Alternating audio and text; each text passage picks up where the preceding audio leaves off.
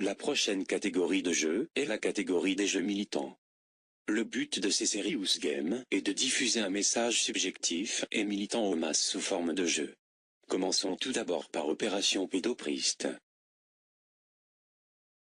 Inspiré par le documentaire de la BBC, Sex Crime and the Vatican, les activistes milanais du collectif Molindustria ont voulu aborder les abus pédophiles commis par des prêtres catholiques. Dans ce jeu, vous devez empêcher que des prêtres pédophiles se fassent arrêter par des policiers. Pour cela, vous utilisez des cardinaux pour intimider les témoins avant qu'ils n'atteignent le téléphone pour dénoncer les prêtres, qui de leur côté peuvent réaliser leur atrocité sur les enfants.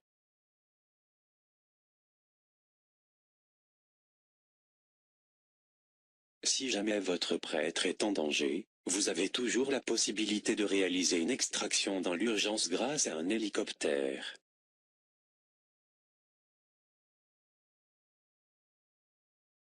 Le jeu se termine quand un nombre trop important de prêtres ont été arrêtés. La portée de ce jeu fut telle qu'un député italien demanda la fermeture du site qu'il hébergeait, et que le gouvernement décida de bannir ce jeu en Italie. Le cas de McDonald's Video Game est intéressant car il cherche à ressembler à un jeu publicitaire, en reprenant les codes visuels de la firme, soigneusement détournés. Mais le but est à l'opposé, car il tend à dénoncer ce qu'implique ce modèle agroalimentaire sur l'environnement, la santé et l'économie. Le jeu est découpé en 4 secteurs entre lesquels vous devrez jongler pour réussir. Tout d'abord il y a le secteur agricole. Situé en Amérique du Sud, il vous faudra corrompre le maire de la ville, raser forêts et villages, pour que votre bétail grossisse. Il y a ensuite l'unité d'engraissement, où il vous faudra nourrir vos bêtes pour qu'elles prennent du poids, le tout en utilisant hormones de croissance et déchets industriels à volonté. Toutefois, il faut faire attention aux épidémies de vaches folles. Vous pourrez ensuite abattre vos vaches, pour les transformer en steak.